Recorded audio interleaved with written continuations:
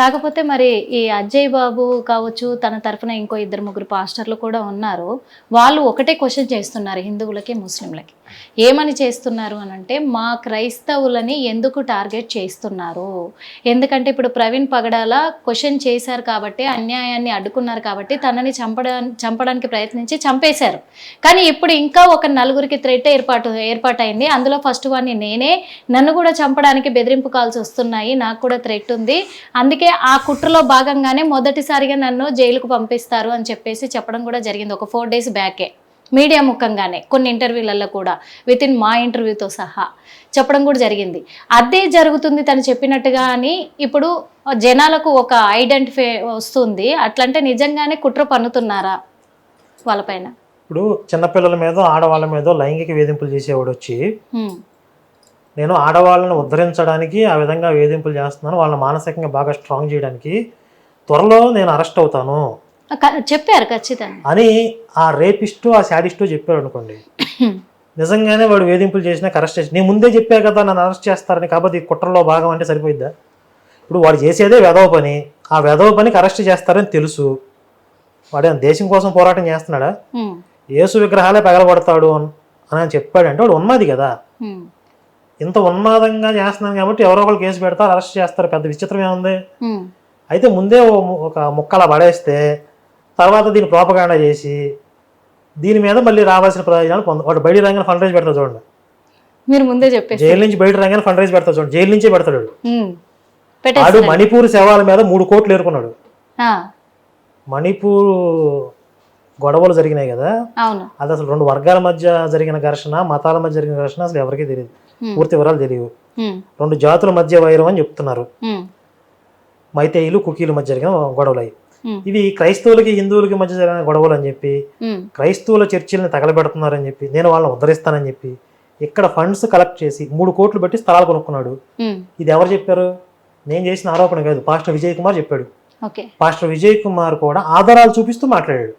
అతని bank statement తీసి transactions ఎవరెవరికి వెళ్ళాయి, ఇతని భార్య అకౌంట్లోకి ఎంత డబ్బులు వచ్చాయి, మొత్తం ఆధారాలు చూపించాడు. 3 కోట్లు. మొట్టమొదటి నాకు తినడానికి తిండి లేదు అని చెప్పిన పాస్టర్ అజయ్ కుమార్ ఈరోజు కోట్ల రూపాయలకి యజమాని అయ్యానని చెప్తున్నాడు. ఏం చేస్తే యజమాని అయ్యాడు కోట్ల రూపాయలకి? శవాల మీద చెలరేరుకం కదా. అంటే శవం మీద బాగా కలిసి వచ్చింది. మణిపూర్ శవాల మీదే 3 కోట్లు వస్తే ఆంధ్రాలో ప్రవీణ్ కుమార్ శవం మీద కనీసం 20 కోట్లు రావని వచ్చాడు. వీళ్ళందరూ ఆశ అదే. వీళ్ళందరూ కలిసి దీని ప్రోపగాండా చేసి ఇప్పుడు ఆల్రెడీ మొదలు పెట్టారు. ఇప్పుడు ఏం చేస్తున్నారంటే ప్రవీణ్ పగడాల గారి జ్ఞాపకార్థ కూడిక, ఆత్మీయ కూడిక అని చెప్పి సభలు పెడుతున్నారు. ఎక్కడికక్కడ సభలు పెట్టి ఈ సభ పెట్టడం మాకు 10 లక్షలు అవుతాయి, 25 లక్షలు అవుతాయి అని చెప్పి డబ్బులు వసూలు చేస్తున్నారు. ఎవరు కాలే. అంటే తను పక్క ఆధారాలు కూడా నేను మొత్తం కూడా గ్యాదర్ చేస్తున్నాను, అజయ్ అన్నారు. ఒక్కటన్నా చూపించాడు, అన్ని కలెక్ట్ చేస్తున్నాను, నేను ఆధారాలన్నీ సంపాదిస్తున్నాను, నేను పక్క ప్రూఫ్స్ తోనే బయట పెడతా. ఇంకొకటి, ప్రవీణ్ పగడాల మరణం వెనుక ఏపీ ప్రభుత్వం హస్తం కూడా ఉంది. నారా లోకేష్ కి అండ్ నారా చంద్రబాబు నాయుడు పీక కూడా ఉచ్చు బిగుసుకోబోతుంది, దాని ద్వారా తెలంగాణ వాళ్ళు బయటపడతారు అని అన్నారు. అంటే ఎందుకు ఆ మాట అనాల్సి వచ్చిందంటారు? అంటే వీళ్ళందరూ పొలిటికల్ ఇంట్రెస్ట్ తో వచ్చారు. ఇప్పుడు ఆ మధ్య ఆ జానబన్ని లింగం అనేవాడు వైసీపీ కార్యకర్త, వైసీపీలో ఏదో పదవి ఉందని చెప్తున్నారు. వాడు వచ్చిన ఓచకోతలు కోసేస్తాను హిందువులను అన్నాడు. అంటే క్రైస్తవులకి, హిందువులకి మధ్య గొడవలు పెట్టడానికి వచ్చాడు. అలా గొడవలు జరిగి తన్నుకు చేస్తే ఈ ప్రభుత్వం విఫలమైంది అని చెప్పి ప్రభుత్వం రాజీనామా చేయాలి, దిగిపోవాలని చెప్పి డిమాండ్లు చేయొచ్చు. ఇలా పొలిటికల్ ఇంట్రెస్ట్ తో ఈ మత కలహాలుగా మార్చడానికి కూడా అయ్యి ఉండొచ్చు కదా. వీడు ఏమంటాడు, ఇంతకుముందు అజయ్ గడు నేను ఇక్కడ తెలంగాణ కాంగ్రెస్ పార్టీలో నాకు పదవి ఉంది అని చెప్పాడు. మరి ఇక్కడ అరెస్ట్ చేసింది కాంగ్రెస్ గవర్నమెంట్ అన్నా, మరి ఇది కూడా కాంగ్రెస్ గవర్నమెంట్ కుట్రేనా? ఆ పార్టీ మనిషిని చెప్పుకున్నాడు కదా. ఇప్పుడు ఇందులో రేవంత్ రెడ్డి హస్తం ఉందా? ఈ పీసీ గారిని అరెస్ట్ చేయడం రేవంత్ రెడ్డిను, లోకేష్ గారు కాసేపు మోదీ గారి హస్తం కూడా ఉందని చెప్తాడు వీడు. ఇప్పుడు అదే అనుకోవాలి. ఈ అజయ్ గారిని అరెస్ట్ చేయడానికి మోదీ గారు, అమిత్ షా, అజయ్ దోవల్ వీళ్ళందరూ కూడా పెద్ద కాన్ఫరెన్స్ పెట్టుకుని రాత్రి అంతా ప్లాన్ చేసుకుని నిజంగా ఒక విషయము అటు క్రైస్తవుల నుంచి క్లారిటీ తీసుకుంటే ఒక విధంగా ఉంది, హిందువుల నుంచి క్లారిటీ తీసుకుంటే ఒక విధంగా ఉంది. ఇప్పుడు ఒక విషయం, అజయ్ ఇప్పుడు అనేవాడు డే 1 నుంచి ప్రవీణ్ పగడాల యాక్సిడెంట్ జరిగిన డే 1 నుంచి ఎన్నో చెప్పాడు. ఒకటి అర్ధరాత్రి 1 గంటకి ఫోన్ మెసేజ్ వచ్చింది వాళ్ళ ఇంట్లో వాళ్ళకి అని చెప్పాడు. అవును. అది అబద్ధం అని తేలిపోయింది. ఉమ్. అలాంటి మెసేజ్ ఏది రాని పోలీసులు చెప్పారు, వాళ్ళు ఫ్యామిలీ మెంబర్స్ కూడా చెప్పారు. వాళ్ళ వైఫ్ కూడా చెప్పారు. అలాగే ఇంట్లో వాళ్ళని బెదిరిస్తున్నారు, కూతుర్ని కూడా చంపుతామని చెప్పి బెదిరింపులు వచ్చాయని చెప్పారు. అవును. ఇంట్లో వాళ్ళని అడిగితే అలాంటి బెదిరింపులు ఏం లేవని చెప్పాడు, ఉమ్. వాళ్ళే చెప్పారు. ఇంకా ఎన్నో ప్రాపగాండా చేసుకుంటా పోయాడు. పోస్ట్ మార్టం చేయడానికి వీలు లేదు, మీ భర్త శవాన్ని తీసుకుపోయి. ఇప్పటి వరకు కూడా బయటికి రానివ్వలేదు కదా. లేదు లేదు, ఉమ్. అతను చేసిన ఆరోపణ ఏంటంటే మీ భర్త శవాన్ని తీసుకెళ్లిపోండి మర్యాదగా, పోస్ట్ మార్టం చేయకుండా అని చెప్పి భార్యని బెదిరించారు అవును. అని చెప్పాడు. అవును. ఎవరు? అజయ్ అనేవాడు. అవును. కానీ జరిగిందేంటి, వాళ్ళ వైఫే జరిగిపోయిన ప్రమాదం, మేము బాడీని తీసుకెళ్లిపోతాం, పోస్ట్ మార్టం వద్దని చెప్పి తను అడిగింది. అవును. వీడు రివర్స్ లో ప్రచారం చేశాడు. అంటే ఇంటెన్షనల్ గా కావాలని అబద్ధాలు ప్రచారం చేస్తున్నాడా లేదా? ఇది ఉమ్. ఆధారాలు కనబడుతున్నాయా? ఇప్పుడు ఇదంతా తను చెప్పేదంతా కూడా తప్పు అని చెప్పడానికి, ఇటు హిందువులు మాట్లాడుతున్నాయి కూడా కరెక్టా రాంగా అని తేల్చడానికి ఏం చేస్తే అసలు ఈ నిజాలు బయటకు వస్తాయంటారు అసలు? ఇప్పుడు ఇన్వెస్టిగేషన్ లో నిజాలన్నీ బయట పడుతున్నాయి ఆల్రెడీ. అవి తప్పు అంటున్నారు కదా వాళ్ళు. తప్పు అంటే సరిపోయిద్దాయిగా. అవి తప్పుడు ప్రచారాలు అంటున్నారు. ఇప్పుడు ఇన్ని ఆధారాలు కనపడుతుంటేనే ఇవి తప్పు మేము నమ్మం అంటే, ఏ ఆధారం లేకుండా మా యేసు మీకోసం చచ్చిపోయాడు మీరు నమ్మండి అని ఎలా చెప్తారు వీళ్ళు? ఇప్పుడు మేమంటామంటే ఏదో మా కోసం చచ్చిపోయినట్టుగా సీసీ ఫుటేజ్ చూపించమంటాం. ఇప్పుడు ఆ రోజు మా కోసం చచ్చిపోయినట్టుగా చూపించగలరా? ఏ ఆధారాలు చూపించి ఈరోజు భారతదేశంలో 10% 10 కోట్ల మంది మత మార్పిడి చేశారు వీళ్ళు? ఇన్ని ఆధారాలు కళ్ళ ముందు కనపడుతుంటే వీళ్ళు నమ్మరా? ఒక గుడ్డి నమ్మకంతో మా యేసుని నమ్ముకొని పీసుని నమ్ముకొని అని మత మార్పిడి చేస్తారా? వీళ్ళు డబల్ స్టాండర్డ్స్ ఏంటి అసలు? వీళ్ళని జనాలు మొహం మీద కాండ్రించి ఉమ్మే రోజు దగ్గరలో ఉన్నాయి. ఆల్రెడీ అసహ్యం వచ్చేసింది. వీళ్ళ చండాలని బయట పెట్టుకుంటున్నారు అంతే. వీళ్ళు ఇంకా దిగజారి వీళ్ళ ఒరిజినల్ క్యారెక్టర్ ఏవైతే ఉందో అదంతా రివీల్ అవుతుంది.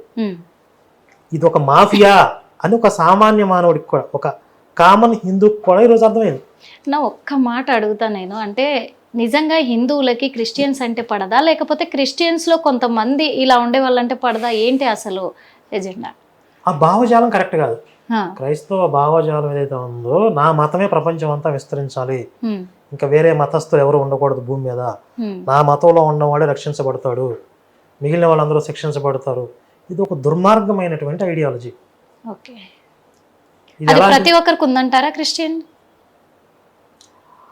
క్రైస్తవుడిగా మారాడు అంటేనే ఆ భావజాలాన్ని యాక్సెప్ట్ చేసినట్టు తను ఇంకొకరిని ప్రేరేపిస్తాడు అన్నట్టే. ఇంకొకరిని కలవడానికే చూస్తారు. అది ఒక వైరస్ లాంటిది. లోపలికి వచ్చిన తర్వాత జాంబీలుగా మారిపోతారు. అయితే ఎంత మోతాదులో పనిచేస్తుంది అనేది వాళ్ళ వ్యక్తిత్వాన్ని బట్టి ఉంటుంది. కొంతమందికి మోరల్ వాల్యూస్ ఎక్కువ ఉంటాయి బై బర్త్, కొంతమంది తక్కువ ఉంటాయి.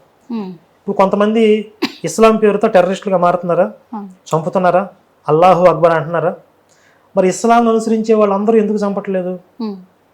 ఎందుకంటే ఆ చంపడానికి సిద్ధమైన వాళ్ళలో హ్యూమానిటీ తక్కువ ఉంటుంది, హ్యూమానిటీ లెవెల్స్ తక్కువ ఉంటాయి, మోరల్ ఎథిక్స్ తక్కువ ఉంటాయి. వాళ్ళలో ఐడియాలజీ బాగా పనిచేస్తుంది, వాళ్ళు చంపుతున్నారు. కానీ హ్యూమానిటీ ఎక్కువ ఉన్న వాళ్ళలో ఆ ఐడియాలజీని డామినేట్ చేస్తుంది. కాబట్టి 2 ఫోర్సులు పనిచేయాలి. ఇక్కడ ఐడియాలజీ పనిచేయాలి, వాళ్ళలో సహజంగా ఉన్నటువంటి వ్యక్తిత్వం తనకు అనుకూలంగా ఉండాలి. అలాగే ఈ క్రిస్టియన్ ఐడియాలజీని సపోర్ట్ చేయడానికి కూడా వాళ్ళలో కొంచెం హ్యూమానిటీ ఎథిక్స్ తక్కువ ఉంటే కనుక వీళ్ళు ఫిజికల్గా అటాక్ చేయకపోయినా మెంటల్గా ఇంకొకరిని కొరకడానికో, మానసికంగా హిందుత్వాన్ని ద్వేషించడానికో వీళ్ళు ఎప్పుడు సిద్ధంగా ఉంటారు. కానీ మీరు చెప్పింది వాస్తవమే అనుకుందాము. కానీ ఇంత జరుగుతున్నా, ముస్లింల నుంచి ఇన్ని దాడులు జరుగుతున్నా, క్రైస్తవుల నుంచి ఇన్ని అన్యాయాలు జరుగుతూ వాళ్ళు క్రైస్తవులు మొత్తం హిందువులని ఆ మతంలోకి మార్పిడి చేసుకుంటున్నా కానీ ఎందుకు హిందువులు కదలక మెదలక అలాగే ఉన్నారు? ఎందుకు వాళ్ళని ఎదిరిగలేకపోతున్నారు? ఇప్పుడు తిరుగుబాటు మొదలైంది ఆల్రెడీ. అంటే చరిత్రలో జరిగిన వాస్తవాలన్నిటి కూడా అర్థం చేసుకుని ప్రస్తుతం వర్తమానంలో వీళ్ళు ఏ ఎజెండాతో పనిచేస్తున్నారు. ఒక మతమేమో మా మత సామ్రాజ్యంగా మారేస్తామని వాళ్ళు, ఇంకొక మతం మా మత సామ్రాజ్యంగా మారుస్తామని వీళ్ళు.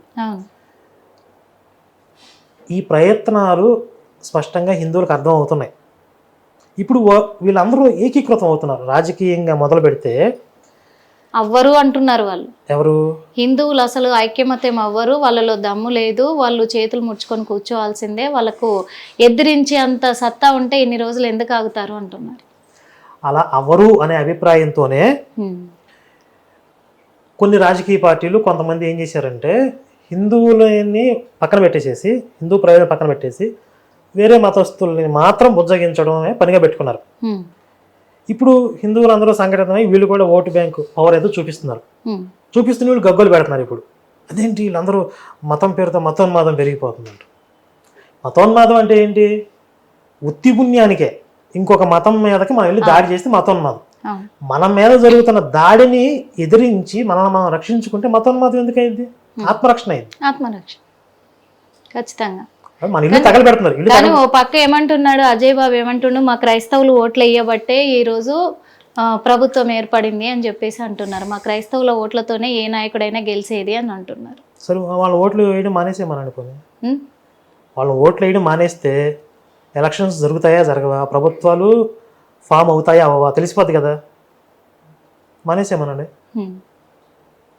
ఓకే, ఇంకొక విషయం అన్న, వాళ్ళు కూడా పదవి కోరుకుంటున్నారు. అంటే మా క్రైస్తవులకు కూడా మమ్మల్ని గుర్తించి మాకు కూడా పదవులు ఇస్తే, మా అధికారం మాకు ఇస్తే మేము ఎందుకు ఇలా చేస్తాము, మేము ఎందుకు అలా మాట్లాడతాము, ఇంకొకరిని దూషించేలాగా మేము మాట్లాడాం కదా. అధికారం కోసం చేస్తున్నారు ఇదంతా. అధికారం వాళ్ళ చేతుల్లో రావాలి అనే ఎజెండాతో ఎల్లకొల్లం చేస్తున్నారా?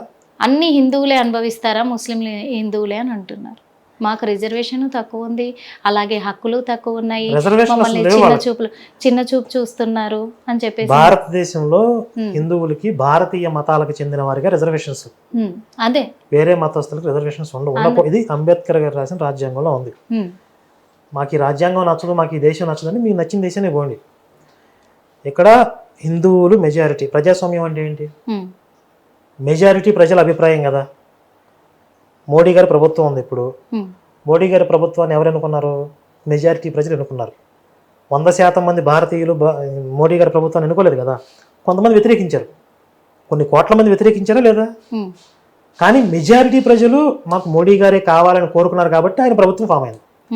అలాగే ఈ దేశంలో ఏ చట్టాలు అమలు అవ్వాలి అనేది నిర్ణయించేది కూడా మెజారిటీ ప్రజలే.